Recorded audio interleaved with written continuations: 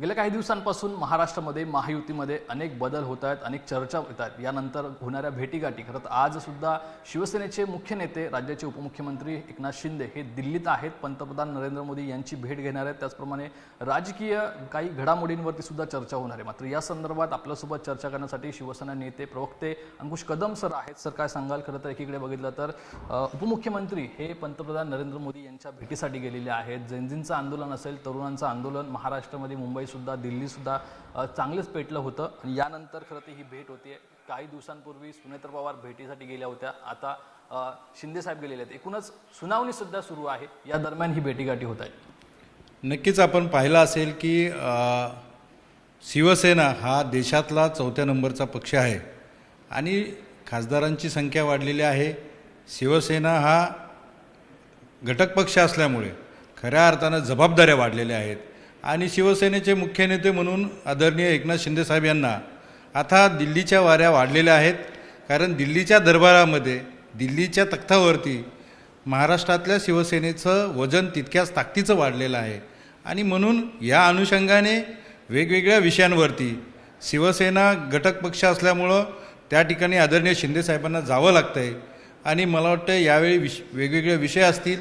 या संदर्भात आदरणीय देशाचे पंतप्रधान नरेंद्र मोदी साहेब यांच्याशी संवाद होणार आहे आणि असंख्य विषय असू शकतात. जसं आपण वेगवेगळे शिक्षणाचा विषय असेल, इतर विषय असतील, या विषयांवरती नक्कीच चर्चा होईल. 6 खासदारांना घेऊन आज एकनाथ शिंदे जे आहेत ते पंतप्रधान नरेंद्र मोदी यांना भेटणार आहेत. काय चर्चा पुढील भविष्यासाठी संदर्भात काय चर्चा होईल?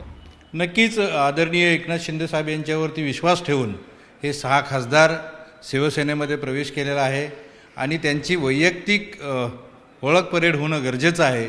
त्यांनी आदरणीय पंतप्रधान नरेंद्र मोदी साहेबांच्या विश्वासावरती, आदरणीय एकनाथ शिंदे साहेबांच्या विश्वास ठेवून ते या पक्षामध्ये आलेत आणि असं असताना त्यांची ओळख परेड होणं गरजेचं आहे.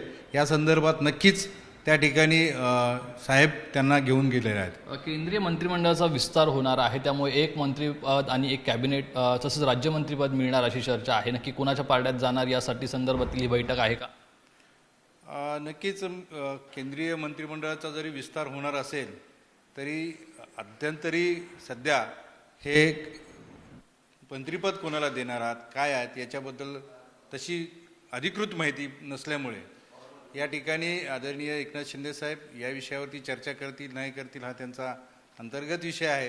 परंतु नक्कीच सर्वच विषयांवरती चर्चा होईल अशी शक्यता आहे. एकीकडे आपण जवळ तर मराठा आरक्षणावरून सध्या वारे वाहतात, एकीकडे चर्चा होतीये, आरोप प्रत्यारोप होताना पाहायला मिळतोय. जरांगे पाटील यांनी थेट उपमुख्यमंत्री एकनाथ शिंदे यांच्यावरती निशाणा साधलेला आहे.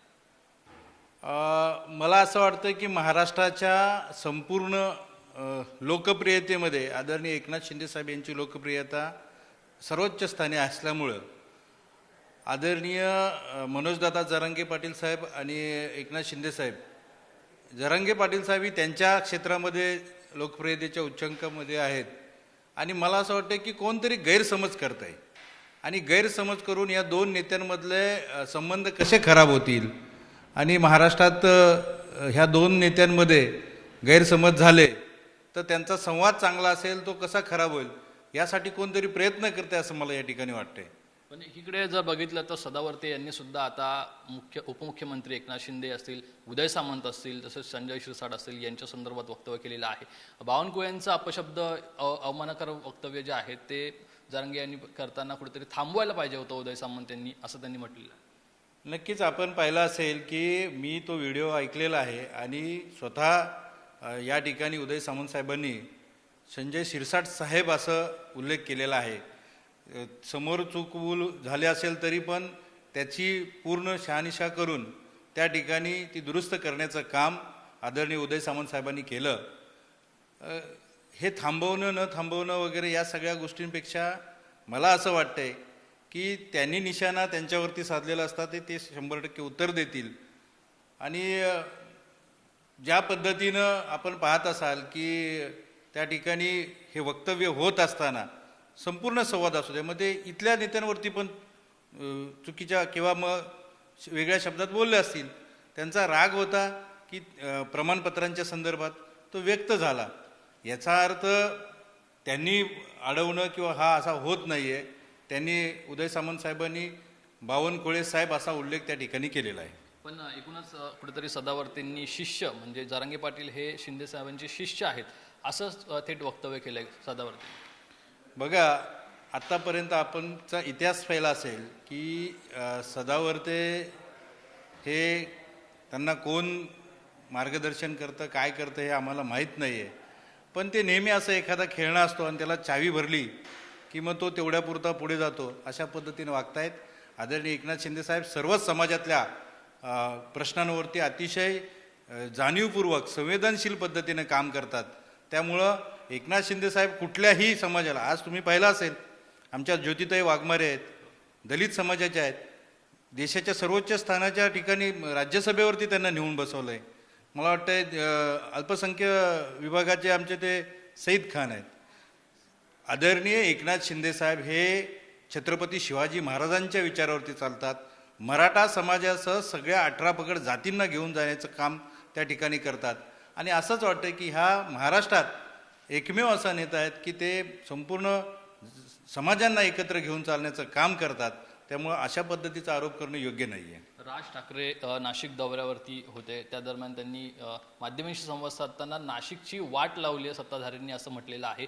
कुंभमेळ्यातून पैसे काढण्याची आमची कधी मानसिकता नव्हती, कधी इच्छा नव्हती, मात्र आता ते तसं केलं जात आहे. झाडतोडे असेल किंवा इतर जे काही भ्रष्टाचार होतोय कुंभमेळ्या दरम्यान त्याच्यावरती त्यांनी भाष्य केलं, थेट सरकारला घेरतायत. नक्कीच बघा, त्या ठिकाणी त्यांचे आरोप जरी असतील तर ते कागदोपत्री आणि सिद्ध असलेले आरोप असावेत. राज ठाकरे साहेब काही नेहमीच भाषणं करत असतात. त्यांचे भाषण किंवा त्यांचे वक्तव्य हे या संदर्भात आमचे वरिष्ठ नक्कीच त्याच्यावरती उत्तर देतील. परंतु ज्या पद्धतीनं त्यांनी कुंभवरती चर्चा केली, आज तुम्हाला माहिती असेल की प्रयागराज नंतर सगळ्यात मोठा कुंभमेळावा होतोय आणि हे काम करत असताना इकडे तिकडे होत असलं तर आपण सूचना कराव्या, त्या सूचनांचं पालन करण्यात येईल. कारण शासन हे सगळ्या सूचना करण्यावर त्याचं पालन करण्यासाठी असतं. नक्कीच त्यांच्या सूचनांचा आदर केला जाईल. एकीकडे बघितलं तर काल मोहन भागवत हे मुंबईत होते. तरुणांशी संवाद साधण्यामध्ये कुठेतरी सरकार कमी पडलं. उत्तरं ही या तरुणांना हवी होती, मात्र ती देण्यात कुठेतरी कमी पडलं असं एकंदरीत त्यांच्या या भाषणातून वाटतं. त्यामुळे थेट सरकारवरती सुद्धा हा निशाणा आहे. मी आत्ताच जसं म्हटलं की या देशातला नव्हे, या महाराष्ट्रातला प्रत्येक नागरिक, मग ते आदरणीय मोहन भागवत साहेब असतील किंवा सर्वच जण ज्या ज्या पद्धतीनं शासनाला कुठंतरी सूचना देत असतील त्या नक्कीच शासनाने घेतल्या पाहिजेत. आणि संवाद कमी होत असेल, संवाद झाला नसेल, तो वाढवण्याचं काम नक्कीच शासनाच्या माध्यमातून, सरकारच्या माध्यमातून केलं जाईल. आपण बघितलं तर अनेक घडामोडी घडताना पाहायला मिळतात. राष्ट्रवादी काँग्रेसचा सल्लागार प्रशांत किशोर होणार अशा प्रकारे चर्चा आहे. प्रशांत किशोर यांनी महाराष्ट्राचा प्रदेशाध्यक्ष बदलण्यात यावा राष्ट्रवादी काँग्रेसचा असं म्हटलं. त्यामुळे सुनील तटकरे यांच्यावर त्या टांगती तलवार पाहायला मिळते. एकीकडे कसं बघतं या सर्व राजकीय धुसफुसीमध्ये? बघा, राष्ट्रवादी पक्ष हा आमचा मित्रपक्ष आहे आणि प्रत्येक पक्षाचे एक संघटन आणि त्यांच्याबद्दलचे निर्णय घेण्याची पूर्ण अधिकार हा त्या पक्षाच्या प्रमुख आहेत. आणि त्या पक्षाच्या प्रमुख आदरणीय सुनित्रा वहिनी आहेत, महाराष्ट्र राज्याच्या उपमुख्यमंत्री आहेत आणि त्या पक्षाच्या प्रमुख आहेत. तो सर्वस्वी अधिकार त्यांचा आहे आणि त्या पद्धतीने त्यांनी घ्यावा. त्यांचे सल्लागार कोण आहेत, त्यांचे सल्लागार काय सल्ला देतात, तर तो त्यांचा सर्वस्वी विषय आहे. आणि मला वाटतंय त्या ठिकाणी सुनित्रा वहिनी अतिशय खंबीरपणे तो निर्णय घेतील. रमेश म्हात्रे यांना जामीन मंजूर झालेला आहे, मात्र महाराष्ट्राबाहेर त्यांना राहावं लागणार आहे. एकूणच गेल्या अनेक दिवसांपासून रमेश म्हात्रे यांनी डॉक्टरांवर केलेल्या मारहाण प्रकरणाचा हा निषेध व्यक्त करण्यात येत होता. आता त्यांना जामीन मिळाला आहे. एकीकडे वाढती घटना पाहायला मिळते डॉक्टरांवर ते हात उचलण्याचा, मात्र अशा प्रकारच्या घटना टाळण्यासाठी काय नक्की तुम्हाला वाटतं? नक्कीच अशा कुठल्याही घटनेचं शिवसेनेच्या माध्यमातून समर्थन नाही केलं, परंतु हा कायद्याचा विषय आहे. मला वाटते कोर्टाने जे आदेश दिलेले आहेत ते कोर्टाच्या आदेशानुसार मला वाटते पाळावे लागतील आणि कोर्टाच्या आदेशामध्ये आपण बोलणं योग्य नाही आहे. मराठा आंदोलनकर्ते पुन्हा एकदा उपोषणाला बसणार आहेत, त्यामुळे त्यांचे समन्वय साधण्यासाठी नक्की काय काय उपाययोजना करण्यात येईल सरकारकडून किंवा पक्षाकडून? कारण आपण बघितलं तर नेहमी फ्रंटवरती राज्याचे उपमुख्यमंत्री एकनाथ शिंदे राहिलेले आहेत, मात्र त्यांच्यावरती आता आरोप होत आहेत. आपण पाहिलं असेल की महाराष्ट्राच्या इतिहासामध्ये आजपर्यंत मुख्यमंत्री असताना कुठलाही मुख्यमंत्री आंदोलनाच्या स्थळी आंदोलन सोडवण्यासाठी किंवा उपोषण सोडवण्यासाठी गेलेला नाही.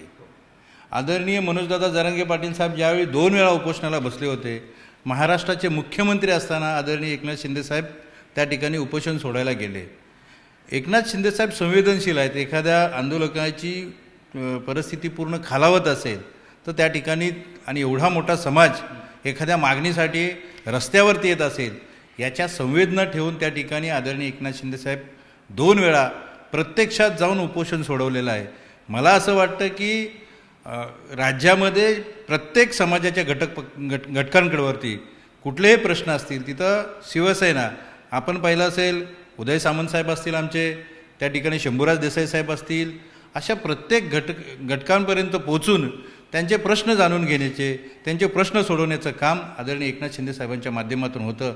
मग फक्त अशा ठिकाणीच नाही आहे, तर आपण पाहिलं असेल की आपत्कालीन काही गोष्टी घडल्या, अगदी ईर्ष्यावाडीसारखी गोष्ट असू द्या, कुठलाही पूर असू द्या, त्या ठिकाणी एकनाथ शिंदे साहेब फील्डवरती उतरणारे स्वतःला ते कार्यकर्ते म्हणतात आणि कॉमन मॅन आहेत. त्यामुळं मला वाटतं प्रत्येक ठिकाणी ती संवेदनशीलपणे विचार करण्याचं काम आदरणीय एकनाथ शिंदे साहेब करतात.